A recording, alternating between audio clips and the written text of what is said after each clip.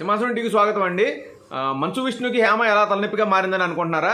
మొన్న బెంగళూరు డ్రగ్స్ కేసులో నటి హేమని అరెస్ట్ చేయటం బెంగళూరు పోలీసులు, ఆ తర్వాత ఆమెని మా అసోసియేషన్ నుంచి సస్పెండ్ చేయటం, ఇదంతా మనకి తెలిసిందే.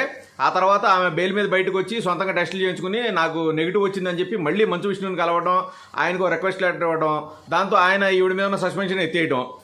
ఇప్పుడు తాజాగా బెంగళూరు పోలీసులు ఆమె మీద ఈవిడ పార్టీలో ఉంది, డ్రగ్స్ తీసుకుందని ఛార్జిషీట్ దాఖలు చేశారు. సో ఇప్పుడు మళ్ళీ హేమ మీద సస్పెన్షన్ వేటు వేయాల్సిన ఆగత్యం వచ్చింది. అసలు ముందే ఆ కేసు ప్రూవ్ అయిపోయి శిక్ష పడితే అప్పుడు సస్పెండ్ చేసి ఉంటే గొడవ ఉండేది కాదు. అలా కాకుండా ఆరోపణలు రావడం, అరెస్ట్ చేయడం ఇదంతా కామన్. కానీ శిక్ష అయితే పడాలి, నిరూపణ కావాలి.